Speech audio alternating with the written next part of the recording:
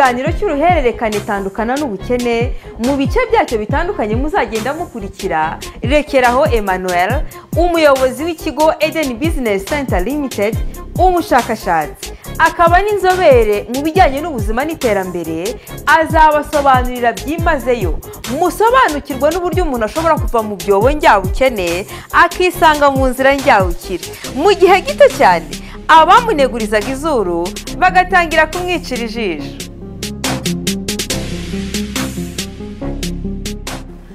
Icyobo cya mbere njyabukene, kuba utuzuye mu mutwe. Muri Bibiliya yera mu gitabo cy'imigani igice cya 24 umurongo wa 30 kugeza wa 34 tuhasoma amagambo akurikira: nanyuze ku murima w'umunyabute no ku ruzabibu rw'umuntu ubuze ubwenge, nasanze hose ari amahwa, hose ifurwe yarahazimagije, kandi uruzitiro rwaho rwarasenyutse. Nuko mbyitegereje neza mbikuramo gusobanukirwa. Uti henga nsinzire gato, nihweture kanzinye, kandi nipfunyapfunye nsinzire. Uko niko ubukene buzagufata nk'umwambuzi, n'ubutindi bukagutera nk'ingabo. Inshuti bavandimwe, icyobo cya mbere umuntu uri mu nzira njyabukene abanza kugwamo nuko butuzuye mu mutwe. Ni ryari umuntu aba atuzuye mu mutwe? Bavuga ko umuntu aba atuzuye mu mutwe iyo ari umuntu mukuru ariko yajya gukora agakora nk'iby'abana bato, akagaragara uko adakwiriye kukagaragara. Uku kutuzura mu mutwe mbabwira ntabwo ari ibiterwa n'uburwayi, ntabwo ari ibiterwa n'uburwayi runaka, ahubwo ni ibiterwa n'imyifatire, imico ndetse n'imigenzereze yacu ya buri munsi. Bimwe bitera abantu batureba kwibaza batari kose uyu wakoze ibi yuzuye mu mutwe. Aha ndashaka kuvuga igihe abana baba barimo kwirukanwa ku ishuri kubera habuze amafaranga y'ishuri, nyamara nyamugabo yibereye mu kabari muri Zanirindi. Aha ndashaka kuvuga igihe ibibazo ari uruhuri mu muryango, aho kwifuza gushakisha uburyo ibyo bibazo byakurwaho binyuze mu nzira runaka, ahubwo abenshi bagatangira kugana mu nzira z'ubupfumu, ngo baba biterwa no kurogwa, ngo baba biterwa n'imiryango yabo cyangwa uturere, nyamara ari ibibazo bishingiye ku mikorere yabo idahwitse. Urugero, abahanga bavuga yuko kimwe mu bizakubwira yuko uri mu nzira njyabukene nuko usohoka mu rugo ntacyo rusizemo, kandi wajya gutaha ukaza gutaha nanone ntacyo rutahanyemo.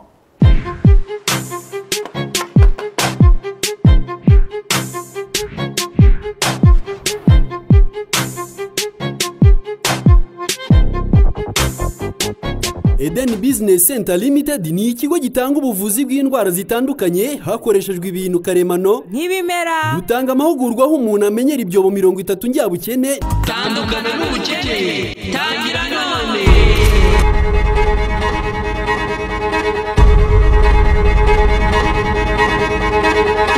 Ni intambwe 30 njyabukire, tutibagiwe ubumenyi ku bijyanye n'ubworozi bw'amatungo magufi Inkoko n'inkware. Tugatanga amahugurwa ku buhinzi bwa kijyambere bukorewe ku butaka buto, nk'imboga z'ubwoko bwose ndetse n'insina. aho kandi tukabaha n'ingemwe zabyo byose. Tubakorera amavuta n'amasabune byitwa ubwiza, bivura kandi bikanarinda uruhu bikomoka ku bimera. Tandukana n'ubukene, tangira none.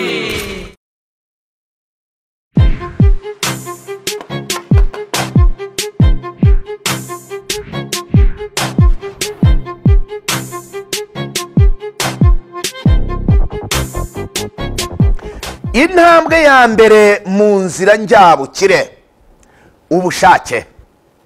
Iyo ufite ubushake bwo kuba umukire wumva wabaye we, ntiwibuke imitego yose uzahura nayo.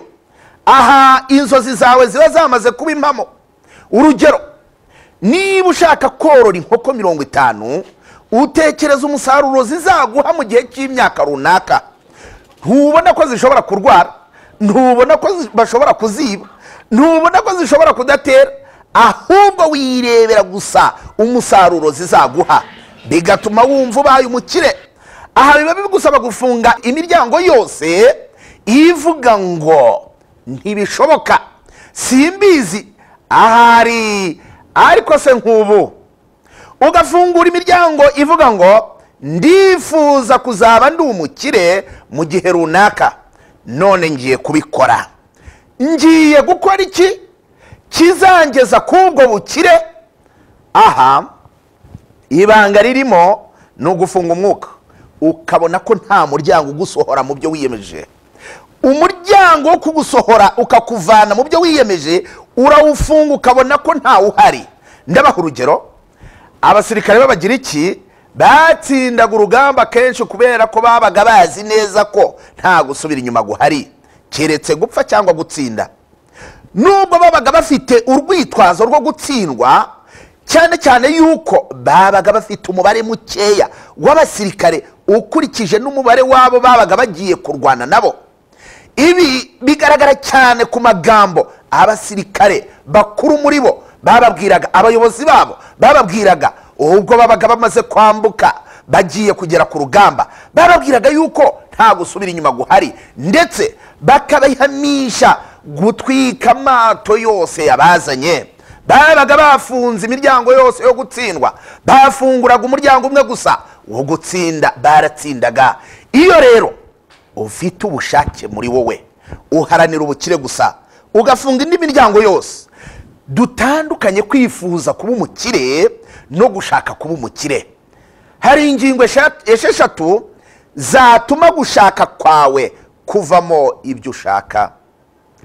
Fata umwanya umenye, urebe, wumve neza umubare w'icyo ushaka, umubare w'amafaranga ushaka, icyo ushaka kugeraho, cyangwa ikindi kintu icyo ari cyo cyose wumva wifuza kugeraho. Icya kabiri, menya neza icyo ushoboye kugira ngo uyabone.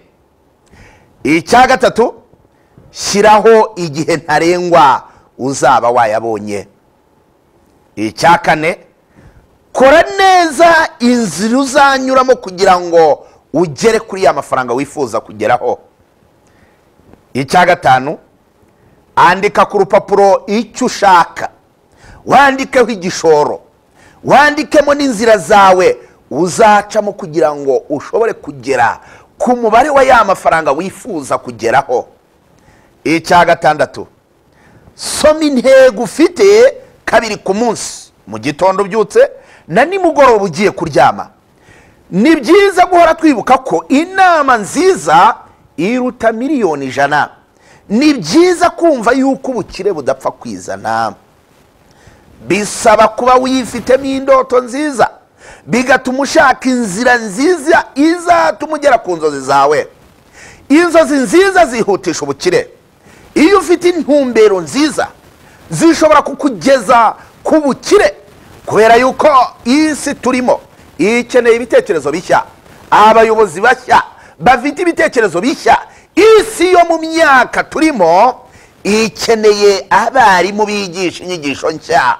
Niba ushaka gucuruza ukagera ku rwunguko, shaka ibyo ucuruza bishya, shaka ibitekerezo bishya. Iyo ufite ibitekerezo bishya byo guhanga udushya, bituma isi yose iguhangaho amaso, kandi bakakugirira icyizere, kandi bakakugirira amatsiko. Ubushake bukurikira inzozi. Urinde ubwonko bwawe kuba ubunebwe, ujye utoza ubwonko bwawe gutekereza cyane, kuko nibwo uzunguka ibitekerezo bishya. Irinde ko hagira ugutekerereza. Numara kugira inzozi zawe ukumva ubwiza bwazo, bigutera ubushake bwo kuzigira impamo, wivane mu ubwoba, wivane mu ubwoba bwose n'imitego yose utekereza yose, ahubwo utangire gushakisha uburyo bwose. Nubwo dufite indoto nziza tukagira n'ubushake, byonyine ntibihagije. Tugomba no gushaka uburyo ubwo ari bwo bwose twashobora kugera kuri za ndoto zacu. Urugero, niba umuntu abana n'ubumuga, ntabwo ashobora kugenda ngo yiberaho gutyo gusa. Reka tuvuga yuko umuntu afite ubumuga bwo kutabona, ntabwo azagenda ngo yiyicarira, ahubwo akora ibishoboka byose ngo arebe neza. Bumwe mu buryo akoresha ni ukwambara indorerwamo ngo arebe neza. Nawe rero ufite inzozi nziza, ubushake bwo kuzigira impamo. Shaka inzira zose zishoboka, ntihakagire ikiguhagarika. Iyo tugiye kugira ikintu dukora twumva amajwi abiri, ayo majwi abatandukanye, rimwe riba ritubwira riti bikore, irindi riri mu kukubwira ngo byihorere, hakiyongeraho n'ayandi majwi aba ari mu kukubwira, ari mu hirya no hino bakubwira bati ibyo ni ubusazi, bakaguca intege. Ibi byose urabyirinda ugahitamo gukomeza, nubwo ari wowe wenyine waba wishyigikiye kandi ushyigikiye intekerezo cyawe, nubwo yaba ari wowe wenyine ntugacike intege. Iyo utangiye kubona imitego cyangwa ukabona ibyo watangiye bitangiye kugenda nabi, ntugatekereze gusubira inyuma, ahubwo utekereze uburyo wakosora. Nubwo abandi baba babona ari ubusazi, wowe uba ugeze ku cyo ushaka, kuko ikindi gihe ntuzasubira gukora rya kosa wakoze, ariko utararikora azarikora, kuko bene iryo kosa batarizi, abatazi yuko ninabaho. Tandukana n'ubukene, tangira none. Inshuti bavandimwe, ndagira ngo turebere hamwe uburyo umuntu ashobora guhera hasi agashobora kugera ku bintu bikomeye cyane, agashobora kugera ku bukire bukomeye cyane. Biroroshye kandi biroroshye cyane iyo wamaze kubishyira mu mutwe wawe. Reka tutange urugero. Uyu musore yitwa Manzi, afite imyaka 17. Mwibuke yuko abahanga bavuga ko kugira ngo umuntu ashobore gutangira gukorera amafaranga cyangwa gutangira gukora, aba ageze byibura ku myaka 17. Ku myaka 17 Manzi arifuza kuzagera ku bukire. Nyamara se azabugeraho ate? Ko ari mu ishuri azabigenza ate? Manzi kugira ngo ashobore kugera ku bukire yifuza kugeraho, biramusaba kwigira inama. Icyambere ashobora gukora, ashobora gufata amafaranga twita pocket money, ari amafaranga ababyeyi baha umwana agiye ku ishuri, ari amafaranga bamuha nk'impamba.